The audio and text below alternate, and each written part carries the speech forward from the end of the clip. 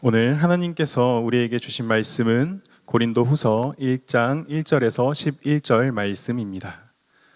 각자 있는 자리에서 성경을 찾으시고 성경이 없으신 분들은 화면에 저희가 성경 말씀을 띄워드리도록 하겠습니다.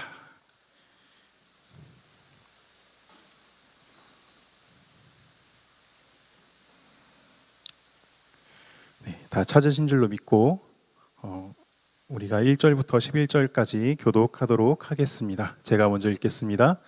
하나님의 뜻으로 그리스도 예수의 사도가 된 바울과 형제 디모데는 고린도에 있는 하나님의 교회와 온 아가야에 있는 모든 성도들에게 편지를 씁니다. 하나님 우리 아버지와 주 예수 그리스도께로부터 은혜와 평화가 여러분에게 있기를 빕니다. 하나님 곧 주 예수 그리스도의 아버지 자비의 아버지 모든 위로의 하나님께서는 찬양받으실 분입니다. 우리 모든 환난 가운데 우리를 위로하시는 분이기 때문입니다. 우리가 하나님께 받는 위로로 인해 우리도 환난 가운데 있는 사람들을 위로할 수 있게 하시는 분이십니다. 그리스도의 고난이 우리에게 넘치는 것 같이 우리의 위로도 그리스도를 통해서 넘칩니다. 우리가 고난당하는 것도 여러분을 위로하고 구원하기 위한 것이요 우리가 위로하는 것도 여러분을 위로하기 위한 것입니다. 이 위로가 여러분 가운데 역사함으로 여러분이 우리가 당하고 있는 것과 동일한 고난을 당할 때도 잘 견뎌내게 된 것입니다. 여러분에 대한 우리의 소망은 굳건합니다. 여러분이 고난에 함께 참여하는 것처럼 위로에도 함께 참여하는 것을 우리는 알고 있습니다. 형제들이여, 우리가 아시아에서 당한 환난에 대해 여러분이 알지 못하기를 원치 않습니다. 우리는 힘에 겹도록 심한 고난을 받아 사회 소망까지 끊어질 지경이 됐습니다. 우리는 마음의 사형 선고를 내려야 했습니다. 그렇게 된 것은 우리 자신을 의지하지 않고 죽은 사람들을 살리시는 하나님만 의지하도록 하기 위함이었습니다. 그분은 우리를 과거에도 그렇게 큰 죽음에서 건지셨고 또 미래에도 건지실 분입니다. 또 우리는 하나님이 이후에도 건져주실 것을 소망합니다. 함께 읽겠습니다. 여러분도 우리를 위해 기도로 협력해 주십시오. 이는 많은 사람의 기도로 우리가 받은 은사로 인해 우리 때문에 많은 사람이 하나님께 감사하게 하려는 것입니다. 아멘. 네, 오늘부터 새롭게 고린도후서 말씀으로 한 해를 시작합니다. 이 고린도후서 말씀을 통하여서 또 하나님이 우리에게 주신 말씀을 기대함으로 나아갈 수 있는 귀한 시간들이 됐으면 좋겠고요. 네, 특별히 이 시간 또 예배 함께하고 있는 우리 38기 그러니까 이제 갓 20살이 된 친구들이 정말 이 차세대의 분위기에서 대학부의 분위기로 전환이 되는데 제가 좀 더 재밌고 또 짧고 그 다음에 더 유익한 시간이 될 수 있도록 노력할 테니까요. 재미없다고 가지 마시고 끝까지 함께 해주시면 좋을 것 같습니다. 네, 얼마 전 쇼미더머니 시즌 9가 9이 끝났습니다. 릴보이라는 청년이 최종 우승을 차지했는데요. 이 릴보이가 지난날을 회상하면서 했던 말이 꽤 이슈가 됐었습니다. 나는 나를 증명하고 싶었습니다. 사랑 노래는 힙합이 아니라는 사람들에게 상업적인 음악엔 영혼이 없다고 말하는 이에게 나 자신을 힙합신의 일원으로 인정하지 않는 이들에게 그것을 꼭 증명하고 싶었습니다 라고 이야기를 했던 것이 있었습니다. 이 릴보이는요 2011년도에 긱스라는 그룹으로 그룹 활동을 처음을 시작을 했었습니다.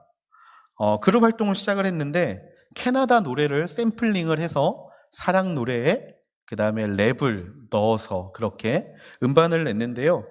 일명 발라드 랩이라고 불리는 이 정말 처음 들어보는 장르가 우리나라의 멜론 차트를 석권하게 되고 그 이후에 후속으로 내놨던 모든 노래들이 이 랭크의 상위들을 차지하기 시작되면서 사람들의 반발이 시작이 됐었습니다. 이것도 힙합이냐? 이것도 노래냐? 이게 진짜 힙합이 아니다, 아류다라는 공격들이 계속이 됐고 그 부분에 대해서 참 마음에 많은 상처들을 받았던 것 같습니다. 이 핫샷이라는 노래가 있는데요.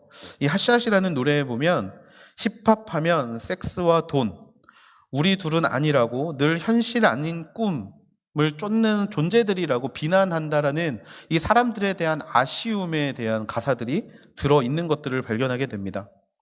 이때부터 이 릴보이가 자신을 인정하지 않는 사람들에게 끊임없이 자신을 증명하기 시작했는데, 그 증명의 완결판이 사실은 이 쇼미더머니 시즌 9이 되었던 것이었죠.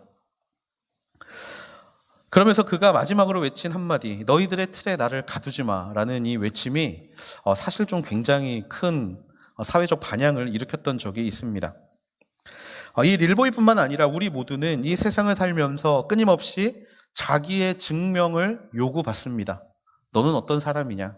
너는 도대체 어떤 마음을 가지고 사는 사람이고 어떤 생각을 가지고 사는 사람이냐? 이런 요구를 우리는 끊임없이 많이 받습니다. 이제 입학을 준비하고 있는 새내기들은 아마 지금 이제 뭐 수시로 쓴 친구들은 모든 게 끝났겠지만요, 이제 또 자기소개서가 남아있는 친구들도 있을 거고요. 또 그런 것들을 준비했던 친구들도 있을 겁니다. 또 취업을 준비하고 있는 사람들은 취업 이력서를 써야 되는데 꼭 당신을 소개해달라는 이 자기 증명의 어떤 문서들을 바라볼 때마다 도대체 내가 이걸 왜 해야 되는지 잘 모르고 하는 경우들이 굉장히 많죠. 서로 모르기 때문에 자기 증명이 필요합니다. 당신은 어떤 사람인지를 모르기 때문에 대학교에 들어가면 매번 MT를 갈 때마다 자기소개를 하게 되고요. 저희 때는 IM 그라운드 이거를 했었죠. 이 과정을 통하여서 우리는 서로에 대해서 알아가게 되고, 이 자기 증명이 있어야만 서로에 대한 이해도가 쌓아가서 서로에 대한 오해를 하지 않을 수 있기 때문이죠. 그런데 서로 잘 알고 있는 사이에서 이러한 자기 증명은 더 이상 당연한 것이 아닌 게 되어버립니다. 모르는 사이에서의 자기의 증명은 꼭 필요한 일이지만 서로 알아가고 있고 또 서로 깊은 관계에 있는 사이에서의 자기 증명은 더 이상 당연한 것이 아니게 된다는 거예요. 그 순간부터 자기 증명의 시간은 고통의 시간으로 바뀌게 됩니다. 힘듦의 시간으로 바뀌게 돼요. 어려움의 시간으로 변해버립니다. 친하게 지내던 사람들이 더 이상 나를 믿어주지 않을 때 우리는 자기 증명을 해야 합니다. 분명히 좋았던 관계였고, 분명히 서로 많은 것들을 나눴던 관계였고, 분명히 서로의 속을 잘 알고 있다라고 여겨 있었던 관계였는데, 어느 순간 그들에게 나라는 사람이 어떤 사람인지를 설명한다라는 것은 이야기만 들어도 굉장히 답답한 상황이 된다라는 거예요. 아무리 나를 증명하고 아무리 나를 변명하고 해도 상황이 달라지지 않을 때 우리의 마음은 고통을 넘어서 좌절에 처하게 된다라는 겁니다. 이 답답함에 사로잡혔던 사람이 성경에도 있습니다. 바로 오늘 편지를 쓴 사도 바울입니다. 이 사도 바울은 이 답답함에 사로잡혀 있었던 사람이었어요. 고린도 교회는 사도 바울이 2차 전도 여행 때 개척한 교회였습니다. 정말 열심히 개척했어요. 1년 6개월 동안 그곳에 머물면서 사람들을 양육했고, 보통은 다 1년 미만으로 거하지만 이 고린도 교회는 1년 6개월이라는 시간을 들여가면서 양육했고 세워주었고 또 그들을 위해서 기도하였고 그들을 가르쳤던 교회가 고린도 교회였습니다. 이 고린도 교회, 그런데 그 고린도 교회를 떠나자마자 그 고린도 교회에서 문제가 생기기 시작했던 거예요. 그 문제의 내용들을 담은 서신에 대한 답변이 우리가 잘 알고 있는 고린도 전서입니다. 여러 가지 파가 나뉘었고 또 여러 가지 음행하는 문제, 또 결혼에 대한 문제, 여러 가지 갈라 송사에 대한 문제 등 여러 가지의 이야기들을 듣고 바울은 그에 맞게 편지를 다시 한번 보냅니다. 고린도 전서라는 편지를 보냈어요. 그런데 고린도 교회의 성도들은 유대에서 온 거짓 사도들에게 미혹되기 시작하면서 바울의 편지를 받아들이지 않습니다. 고린도전서라는 편지를 써서 보냈는데 인정해주지 않는 거예요. 왜냐하면 그 거짓 사도들이 바울을 공격했기 때문이에요. 바울은 진짜 사도가 아니라고. 너희들을 1년 6개월 동안 양육했던 이 바울, 니네들은 진짜라고 믿었지 진짜 아니야 라고 바울을 공격했기 때문입니다. 고린도 교회의 성도들과 바울의 사이를 멀어지게 만들었던 거예요. 그러니까 권면을 받아들이지 않게 된 겁니다. 바울의 사도성을 공격해요. 바울이 진짜 사도가 맞아? 왜냐하면 사도의 조건이 무엇이었냐면 예수님의 공생애에 예수님과 함께했던 사람이 사도라고 불리우는 사람들인데, 여러분 바울은 예수님이 하늘로 올라가신 이후에 사도가 되는 인물이거든요. 그래서 바울을 공격하는 거예요. 바울은 진짜 사도가 아니야. 그 말에 고린도 교회 성도들이 넘어간 겁니다. 1년 6개월 동안 시간을 보내면서 교제하고 세워가며 교회를 세웠던 바울이 그들과의 관계가 멀어지면서 나를 증명해야 되는 상황이 계속되었다라는 거예요. 여러분들은 어떤 마음이실지 잘 모르지만 저는 이 마음을 너무나 잘 알 것 같습니다. 저와 오랜 시간 함께했던 MC들이 만약에 저를 대적하게 된다면 저는 너무나 억울할 것 같아요. 너무 눈물 날 것 같아요. 야, 내가 너를 그렇게 가르쳤어? 야, 너와 나 사이가 그것밖에 안 돼? 누구라고 말은 못하지만 한 친구가 저를 그렇게 오해했던 적이 있습니다. 근데 그때 제가 그 친구에게 뭐라고 이야기를 했냐면, 야, 네가 아는 나라는 사람이 그런 사람이었어? 너는 나를 그렇게 몰라? 그렇게 나를 믿지 못해? 라고 말하면서 바보같이, 올해 이제 40이 됐는데 약간 울었던 기억이 있어요. 나를 몰라주는 그 마음 때문에 너무나 억울해서. 근데 여러분, 그 순간이 찾아올 때 마음이 얼마나 큰 고통이 다가오는지는 겪어본 사람이라면 너무나 잘 알 거라고 생각을 합니다. 이에 바울은요, 고린도전서 16장에 나오는 고린도 방문 계획을 변경합니다. 다음에 내가 기회가 되면 꼭 갈게라고 이야기를 했는데 갑자기 그 말을 바꿔요. 바로 고린도 교회를 찾아갑니다. 그런데 어떤 일이 벌어졌냐면 고린도 교회의 사람들이 바울을 들어오지도 못하게 하는 거예요. 찾아오는데 왜 왔냐라는 식으로. 그게 성경에 나오지 않지만 고린도 교회의 방문에 대해서 고린도 교회의 많은 사람들이 고린도 교회를 찾아온 바울의 이야기를 듣지도 않았습니다. 나의 억울함을 풀려고 찾아갔던 그 방문이 무산이 되어버리는 순간, 그때 바울의 마음은 완전히 무너져 버립니다. 사실 바울은 고난당하는데 매우 익숙했던 사람이에요. 이제 나중에 또 말씀으로 나누겠지만 고린도후서 11장에 보면요, 바울이 자기를 어떻게 소개하냐면 이렇게 소개합니다. 나는 40의 감한매를 5번이나 맞았습니다. 여러분, 곤장 40대면 사형과 똑같은 범위거든요. 그러니까 죽기 직전까지 매를 맞았다라고 자기를 소개하고 있어요. 뿐만이 아닙니다. 3번 채찍을 맞았고, 1번 돌로 맞았고, 3번이나 파선을 당했고, 밤낮 꼬박 하루를 바다에서 헤맨 적도 있습니다. 여기서 생략된 이야기는 뭐냐면 이런 것들을 내가 당하면서 죽을 뻔했다라는 이야기예요. 그러니까 죽을 뻔한 경험을 최소 수십 번 당했던 사람이 바울이라는 거예요. 이어서 바울은 자신을 이렇게 이야기해요. 강의 위험, 강도의 위험, 동족의 위험, 이방 사람의 위험, 도시의 위험, 광야의 위험, 바다의 위험, 거짓 형제들의 위험을 겪었다라고 이야기를 합니다. 그랬는데 바울은 어땠죠? 한 번도 불평하거나 어려워했던 적이 없었어요. 그런데 바울이 마음이 무너져 버리는 순간이 있었다라는 거예요. 언제? 바로 지금. 사랑하는 사람과 관계가 멀어져 버려서 나를 증명해야 되는 상황, 나를 증명해야 되는 상황을 견딜 수 없이 힘들었다라고 이야기를 하고 있다라는 겁니다. 오늘 본문 8절 말씀에 이렇게 이야기를 하고 있어요. 형제들이여, 우리가 아시아에서 당한 환난에 대해 여러분이 알지 못하기를 원치 않습니다. 우리는 힘에 겹도록 심한 고난을 받아 살 소망까지 끊어질 지경이 됐습니다. 바울이 이렇게 고백을 하고 있어요. 고린도 교회 때문에 마음이 너무나 어려웠어요. 고린도 교회, 너무나 사랑하는 고린도 교회가 거짓 선지자들에게 넘어가서 나를 정죄하고 비난하고 내가 말했던 모든 것을 부정해버리는 상황이 너무나 마음이 아팠는데, 그때 무슨 고통이 찾아오냐면 육체적 고통이 찾아왔다라는 겁니다. 아시아에서 당한 환난. 이 환난을 정확히 어떤 환난인지 우리가 알 수는 없습니다. 그런데 말씀으로 미루어 보면요, 이 아시아라는 지역은 옛날엔 아시아가 터키를 의미하는 말이었거든요. 성경에서 말하는 아시아는 터키를 의미합니다. 이 터키에서 특별히 에베소 지역을 아시아라고 이야기하는데요, 성경에 보면 에베소에서 바울이 어떤 일을 당하는가, 바로 그곳에서 복음을 전하자 아데미 여신의 신상을 만들던 사람들이 주가 되어서 바울을 공격하는 일들이 벌어졌습니다. 그러니까 마음이 너무나 어려웠어요. 나 분명히 좋은 뜻에서 교회 개척했고 좋은 뜻에서 이렇게 사랑하는 사람들하고 같이 시간을 보냈고 그들에게 좋은 것을 전했는데 그들이 나를 정죄하는 상황, 마음이 어려운 상황에서 에베소로 갔는데 무슨 일이 벌어졌어요? 나를 죽이려는 사람들이 나타난 거예요. 그러니까 바울의 마음이 완전히 무너져 버렸다라는 거예요.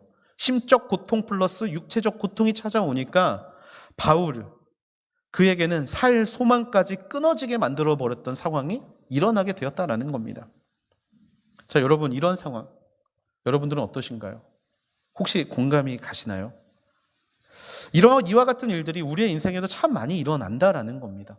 그게 굉장히 중요한 포인트예요. 여러분, 진짜 힘들 때는요, 내 육체가 힘들 때가 진짜 힘들 때가 아닙니다. 그거보다 더 힘들 때는요, 관계가 힘들 때예요. 관계가 힘들 때. 여러분, 회사 일이 힘들어서 회사를 관두는 사람들은 많지 않습니다. 관계가 어려워서 회사 일을 관두는 사람들이 훨씬 더 많아요. 그것은 무엇을 의미하냐면 육체적 피로보다 정신적인 피로가 사람들에겐 더 큰 고난이 된다라는 겁니다. 관계에서의 가장 어려운 문제가 뭐냐면 바로 이 자기 증명의 문제입니다. 자기 증명의 문제. 여러분, 나를 오해하는 사람들은 너무나 많습니다. 나를 오해하는 사람들이 너무나 많아요. 모르겠습니다. 저는 어떻게 보면 많은 친구들과 함께 공동체를 끌어가다 보니까 더 많은 오해를 받는 것 같아요. 정말 더 많은 오해를 받는 것 같아요. 그럴 때마다 좀 굉장히 속상합니다. 여러분들이 저에 대한 가장 큰 오해가 있어요. 뭐냐면 목사님 너무 재미없어 라는 오해. 하지만 전 정말 재밌습니다. 전 정말 재밌어요. 네. 목사님 되게 이렇게 먼 존재라고 여기지만 저는 언제나 여러분 곁에 있습니다. 네, 이런 웃자고 하는 이야기지만요. 사실 수많은 오해들을 받습니다. 수많은 오해들을 받아요. 말할 수 없는 수많은 오해들을 받아요. 그럴 때마다 저는 마음이 참 많이 무너집니다. 나를 증명해야 되는데, 증명을 해야 되는데, 변명을 해야 되는데 그게 먹히지 않고 상대방의 나에 대한 불신과 오해가 더 커져가는 이 수많은 상황들, 수많은 사건들, 그럴 때마다 마음 지키는 게 너무나 어려워요. 정말 너무나 어렵습니다. 여러분들은 어떠십니까? 여러분들의 인생 가운데 수없이 많은 오해를 받고 또 수없이 많은 공격을 받고 그때 그 순간에 육체적인 어려움이 찾아오게 되면 사실 우리가 제일 먼저 관계를 끊어버리게 되죠. 관계를 끊어버립니다. 혼자가 편해지는 것이죠. 그리고 더 이상 관계 때문에 내가 마음을 쏟지 않겠다라고 다짐합니다. 그렇게 스스로 담을 쌓으면서 나를 지키고 보호하게 되죠. 그런 오해나 자기 증명이 필요하지 않는 곳으로 눈을 돌립니다. 그래서 일회성 만남이 편해져요. 그래서 게임상의 관계가 좋아집니다. 왜? 문제가 생기면 끊어버리면 되니까요. 나를 증명할 필요가 없고 그냥 끊어버리면 되니까. 그렇게 우리는 스스로 수틀리면 안 만나게 되는 길로, 연락을 끊으면 되는 길로, 관계 가운데 어려움을 경험하지 않도록 나를 보호하면서 그렇게 그 어려움의 시간들을 버텨내는 게 우리의 모습이라는 거예요.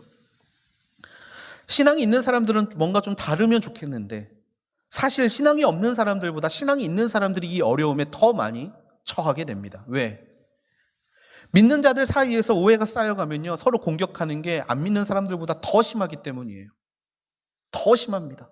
교회 안에서의 뒷담화, 여러분 잘 아시잖아요. 공격하는 말들, 오해가 쌓여서 정죄하는 말들. 믿는 자들보다, 믿지 않는 자들보다 믿는 자들 사이에서 더 많은 오해, 더 많이 나를 증명해야 되고 더 많이 나라는 사람을 보여줘야 되는 상황. 교회 안에서 관계가 꼬이면 더 어려운 상황이 벌어지고, 여러분 교회 안에서 누가 잘 못하려고 그런 짓을 하겠습니까?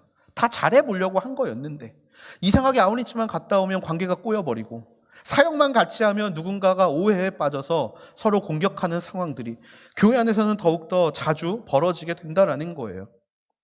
그러다가 갑자기 나의 삶에 어려운 문제가 찾아오면 우리는 완전히 신앙에서 떠나버리기도 하지 않습니까? 바울은 살 소망이 끊어져 버릴 것 같은 상황이 있었어요. 고린도 교회에 아무리 자기를 증명해 보았지만 돌아오는 건 우리는 더 이상 너를 믿지 않아 라는 좌절. 그런 상황에서 육체적으로 찾아오는 여러 어려움은 그의 살 소망을 끊어버리는 순간처럼 다가왔습니다. 하지만 여기서 끝나면 말씀이 아니죠. 여기서 끝나면 말씀이 아니죠. 하지만 바울은 포기하지 않았습니다. 그래, 관계를 끊어버리면 되겠지. 더 이상 그들을 쳐다보지 않으면 되겠지. 고린도 교회 내가 1년 6개월 쏟았지만 그냥 없었던 날로 치부하고 버리면 되겠지 라고 생각할 수 있었겠지만 바울은 그렇게 하지 않았습니다. 사실 여기에서 바울은 이런 생각을 했을지도 모릅니다. 도대체 내가 무엇을 그렇게 잘못했길래? 도대체 내가 무엇을 그렇게 잘못했길래? 그 마음이 있었지만 포기하지 않았던 바울은 이 마음을 가지고 고린도후서 2장 4절에 보면 큰 환난과 마음의 고통으로 인해 많은 눈물로 여러분에게 편지를 쓰게 됩니다. 편지를 쓰는데 눈물이 멈췄겠어요? 멈추지 않았겠죠. 본인이 잘못한 게 없는데요. 내가 잘못한 게 없는데요. 사랑으로 품은 것밖에 내가 잘못한 게 없는데 눈물이 멈추지 않았을 겁니다. 마음의 고통이 해결되지 않았을 겁니다. 환란이 변하지 않았을 거예요. 하지만 그런던 와중에 바울은 한 가지의 사실을 깨닫게 됩니다.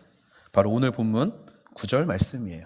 9절 말씀을 우리가 각자의 자리에서 함께 읽어보면 좋겠어요. 9절 말씀 시작. 우리는 마음에 사형 선고를 내려야 했습니다. 그렇게 된 것은 우리 자신을 의지하지 않고 죽은 사람들을 살리시는 하나님만 의지하도록 하기 위함이었습니다. 아멘. 바로 그 순간에, 눈물로 편지를 쓰고 있었던 그 순간에, 끝까지 포기하지 않았던 그 순간에 하나님께서 바울의 마음을 생각나게 하셨던 거예요. 여기에 마음의 사형 선고를 내려야 했다라는 말은 무슨 말입니까? 내가 가지고 있던 생각에 사형 선고를 내려야 했다라는 말입니다. 내가 가지고 있었던 생각이 무엇이었습니까? 바로 자기 증명이었다라는 거예요. 그들에게 나를 증명해야만 이 문제가 해결될 거라는 생각에 바울은 지금 사형 선고를 내린 겁니다. 그 사형 선고를 내리자 어떤 일이 벌어졌죠? 우리 자신을 의지하지 않고 죽은 사람을 살리시는 하나님만 의지하는 일들이 일어나기 시작했다라는 겁니다. 고난의 이유를 발견했어요. 나를 오해하는 수많은 사람들, 나를 정죄하는 수많은 사람들 앞에서 내 증명에만 초점을 맞췄던 내 마음, 이것이 바로 고난의 이유였다라는 거예요. 내 말이 통하지 않으니까 답답하고, 내가 증명이 되지 않으니까 깝깝하고, 관계가 풀릴 기미가 보이지 않으니까 너무나 미쳐버릴 것 같았던 고난의 이유가 바로 거기에 있었다라는 겁니다. 소망이 끊어져 버릴 것 같을 때 하나님은 초점을 바꾸게 하시고 그 마음 가운데 소망을 부어주시기 시작하십니다. 왜 그렇게 바울은 마음의 사형 선고를 내렸습니까? 나를 이해해 줄 거라고 기대했던 모든 기대를 버릴 때, 나를 증명해야 한다라는 모든 생각을 버릴 때 바로 죽은 사람을 살리시는 하나님의 능력이 나를 살리게 된다라는 비밀을 깨닫게 되었던 것이죠. 오늘 관계의 문제 앞에 있는 우리 모두가 이 말씀을 기억하게 되기를 주님의 이름으로 축복합니다. 여러분, 우리는 우리를 증명해야 하는 수많은 상황 앞에 서게 됩니다. 여기에서 전제되는 문제가 있어요. 내가 도대체 무엇을 잘못했길래 이 관계가 이렇게 틀어졌나? 내가 도대체 무엇을 얼마나 잘못했길래 라고 생각하면 문제는 풀리지 않습니다. 내가 자기 증명에 초점이 맞추면 문제가 풀리지 않아요.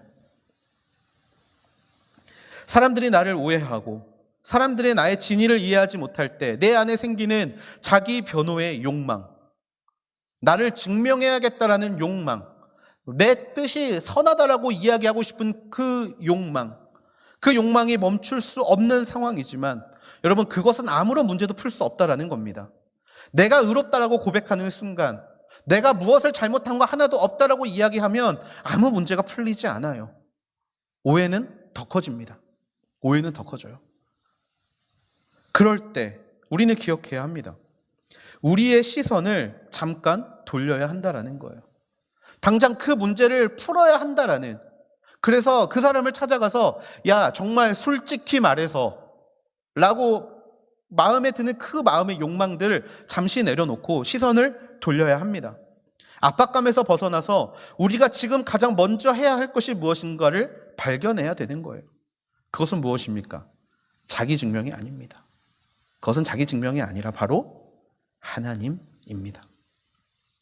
내 마음에 관계가 무너져 버릴 때 찾아오는 이 아픔과 이 슬픔을 해결하기 위해서는 그 문제에서 시선을 돌려서 하나님을 바라보아야 합니다. 왜냐하면 하나님은 위로의 하나님이시기 때문입니다. 우리가 왜 그렇게 자기 증명을 하려고 할까요? 그러면 내가 위로받을 수 있다라고 생각하기 때문 아닙니까?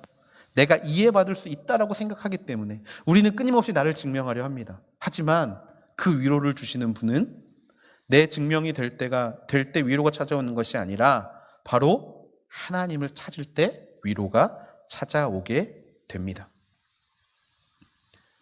관계에 어려움이 생길 때 제일 먼저 해야 할 일은 나의 심령을 만지는 일입니다. 나의 마음을 만지고 나의 생각을 만지고 하나님이 주시는 위로 안에 나라는 사람을 던질 수 있어야 합니다. 내 마음이 위로를 받아야 하는 이유는 위로 가운데 소망이 있기 때문입니다. 10절 말씀입니다. 그분은 우리를 과거에도 그렇게 큰 죽음에서 건지셨고 또 미래에도 건지실 분입니다. 또 우리는 하나님이 이후에도 건져주실 것을 소망합니다. 바울은 이 관계의 회복을 깨달았어요. 옛날에도 그렇게 하셨고 앞으로도 그렇게 하실 분이 미래에도 우리를 그렇게 해 주실 것이라는 이 믿음이 쌓이자 이 믿음이 무엇이 됩니까? 소망이 된다라는 겁니다. 마음을 위로해 주시자 바울은 드디어 소망을 바라볼 수 있게 된다라는 거예요. 앞에서 말했지만 바울은 너무나 억울했을 겁니다. 도대체 내가 뭘 그렇게 잘못했길래? 왜 너희들은 나를 그렇게 공격하냐? 내가 너희들에게 무엇을 얻어간 적도 없고 내가 너희들에게 베풀기만 했는데 왜 너희들은 나를 공격해? 특별히 내가 뭘 그렇게 잘못했는데 이 부분에서 바울은 너무나 억울했을 거예요. 그런데 왜 관계 회복을 위해 고린도 교회가 노력하는 게 아니라 바울이 노력해야 하는 것일까요? 바울은 이 상황을 통해 하나님께 위로를 받았기 때문이에요. 그 이야기는 무슨 이야기입니까? 먼저 위로받은 자가 손을 내밀어야 한다라는 이야기입니다. 고린도 교회는 끝까지 바울을 믿지 못해서 끝까지 바울을 정죄하면서 그렇게 시간을 보내고 있는 와중에 바울은 하나님께 위로를 받은 거예요. 내가 위로를 받았기 때문에 내가 무엇을 잘못했길래 이게 더 이상 나를 사로잡는 문제가 되지 않는다라는 겁니다.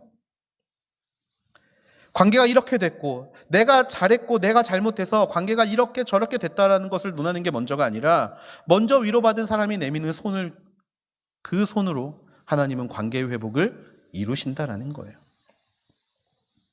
4절 말씀입니다. 그분은 우리의 모든 환난 가운데서 우리를 위로하시는 분이시기 때문입니다. 우리가 하나님께 받는 위로로 인해 우리도 환난 가운데 있는 사람들을 위로할 수 있게 하시는 분입니다. 아멘. 위로받게 하시는 하나님께서 이 위로를 통해서 다른 사람을 위로하게 하신다라는 겁니다. 내가 먼저 하나님께 위로받았기 때문에 이제 다른 사람들을 위로할 수 있게 된 것이죠. 저는 이 시간 예배를 드리는 모든 하늘대학부 지체들의 마음 가운데 이 하나님의 위로하심이 있게 되기를 주님의 이름으로 축복합니다.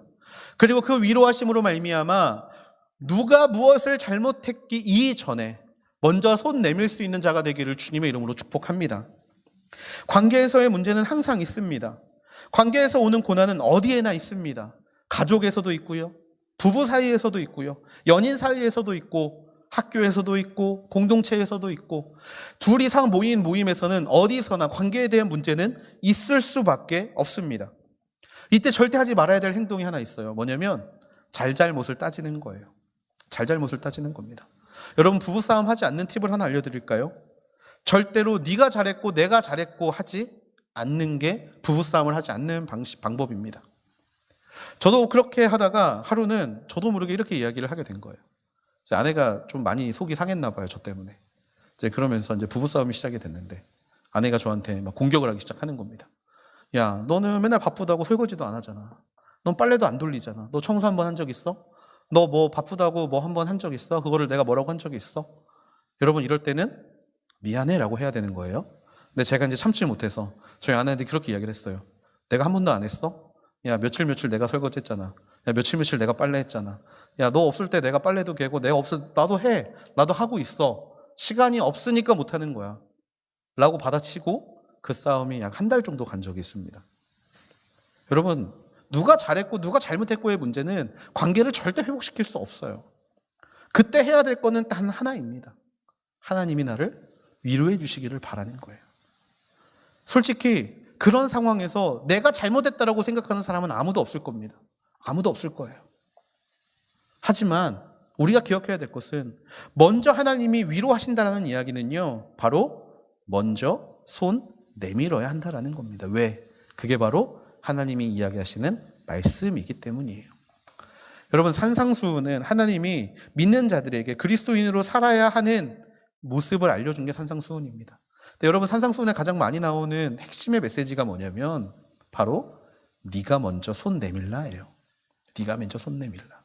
이유는 상관없이 네가 먼저 손 내밀어라.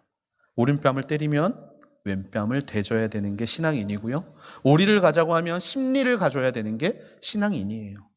거기에 이유는 적혀 있지 않습니다. 그냥 그렇게 하라는 거예요. 왜? 하나님이 그 위에 부어주실 위로가 있기 때문에. 그래서 신앙인은요, 항상 억울할 수밖에 없습니다. 신앙인은 억울할 수밖에 없어요. 내가 잘못한 것도 아니고 내가 먼저 사랑해야 되고 내가 먼저 품어야 하는 이런 상황들이 억울할 수 있습니다. 하지만 그것이 더 이상 억울함이 되지 않는 이유는 바로 하나님이 우리의 위로가 되어주시기 때문이죠. 이런 문제들 앞에서 우리는 먼저 하나님께 위로를 받아야 합니다. 이 위로에 대한 비밀을 바울은 넘쳐 흐름이라고 이야기하고 있어요. 넘쳐 흐름. 5절 말씀입니다. 같이 한번 읽어볼까요? 시작. 그리스도의 고난이 우리에게 넘치는 것 같이 우리의 위로도 그리스도를 통해서 넘칩니다. 아멘.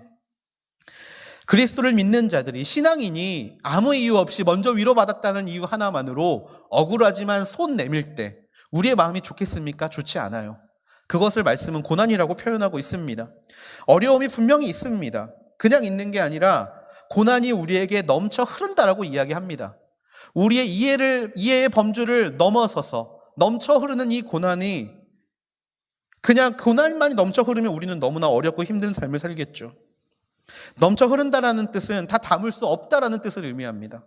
이쯤 되면 그럼 이 고통 우리가 어떻게 감당해? 라고 이야기할 수 있어요. 하지만 우리의 하나님은 책임지시는 하나님이십니다.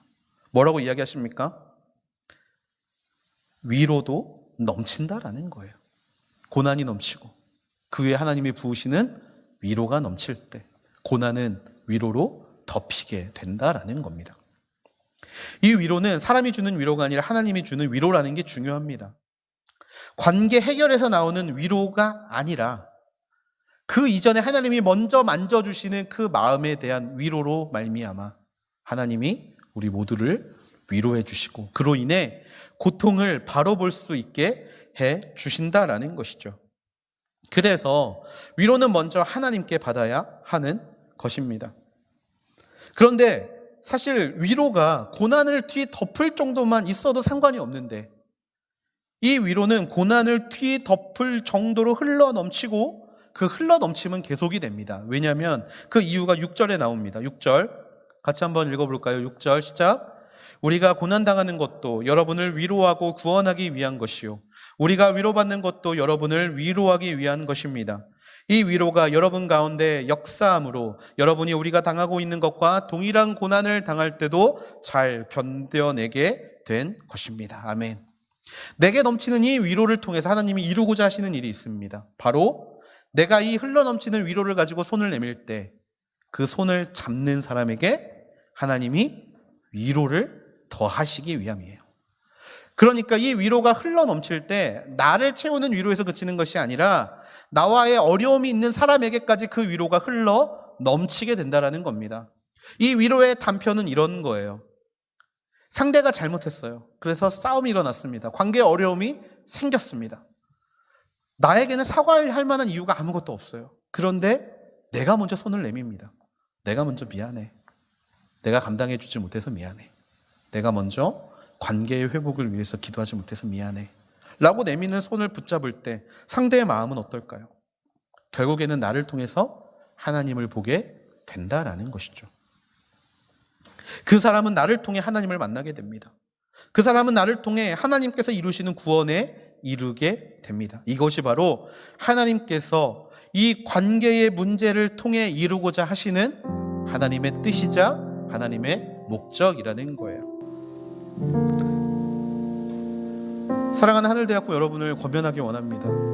여러분 혹시 관계의 문제로 어려움을 당하고 계십니까? 관계의 문제에 더해서 육체의 어려움까지 찾아와서 여러분의 삶이 무너지고 계십니까?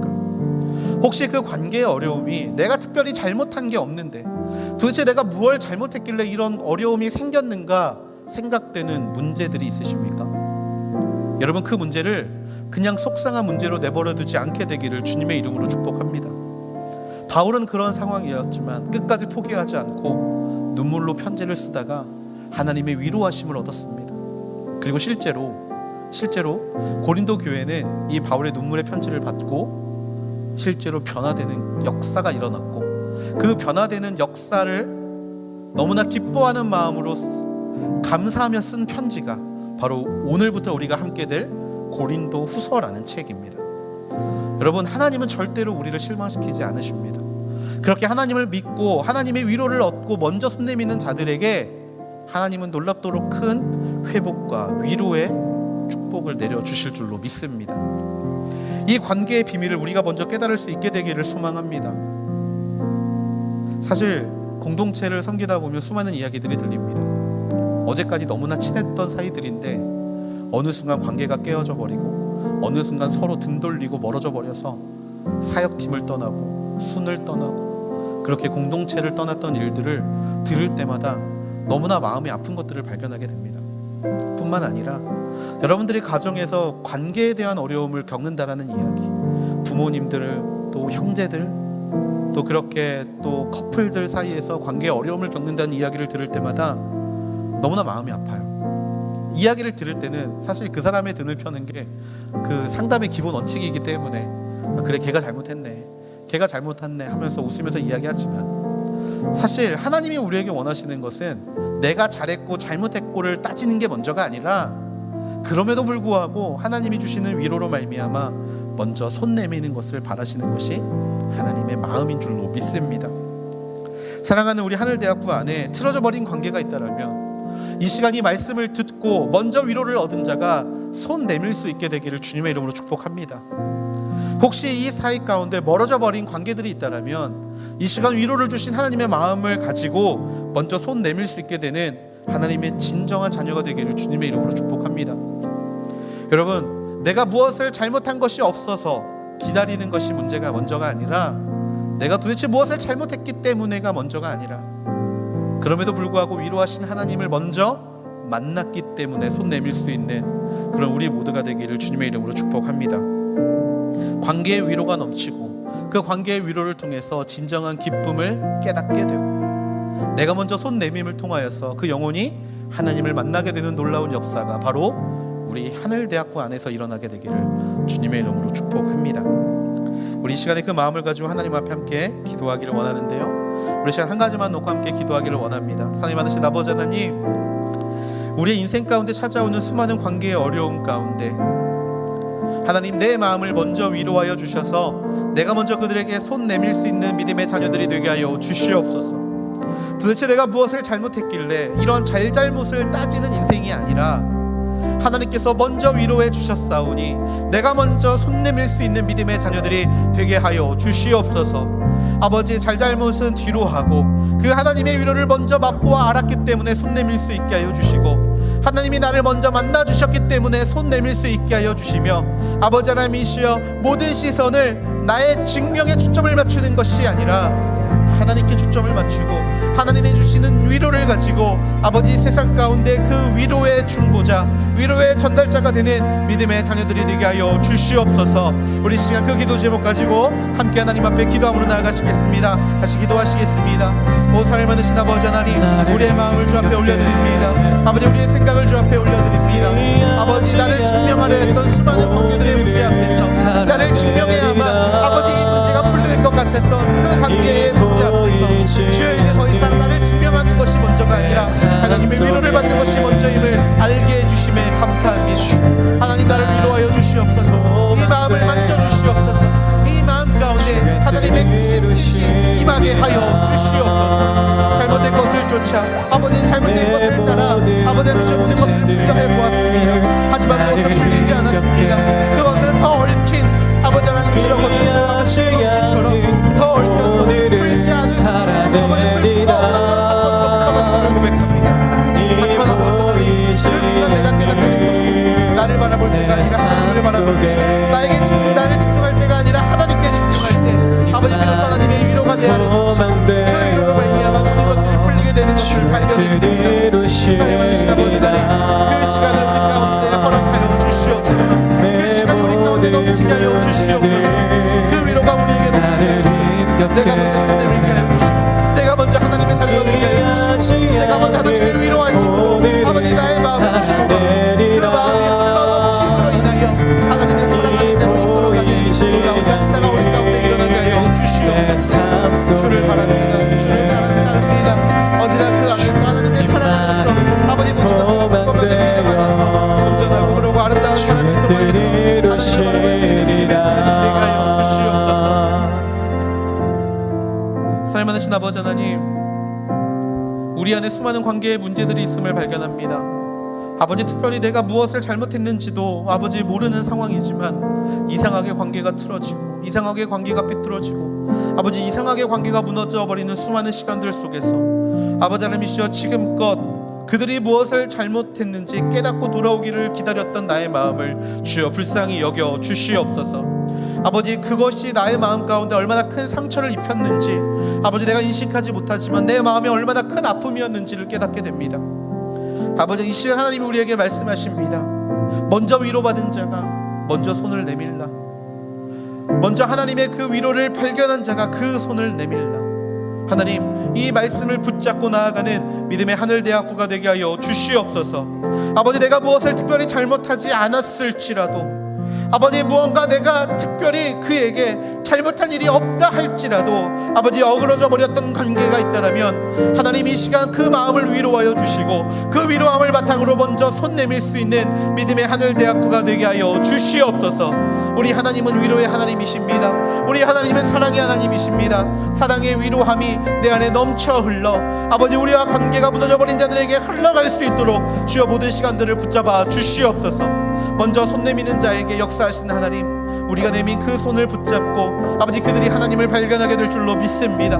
아버지, 우리가 그들을 포기하지 않을 때 그들이 다시금 하나님을 바라보게 될 줄로 믿습니다.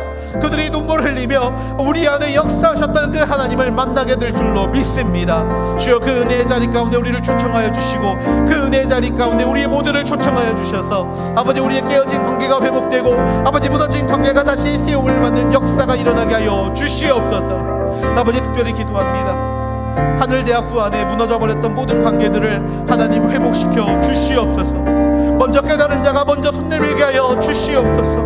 아버지, 먼저 손 내밀었던 자가 아버지 하나님의 은혜를 깨닫고 손 내밀어 아버지 하늘 공동체 안에 무너졌던 모든 관계들이 회복되게 하여 주시옵소서.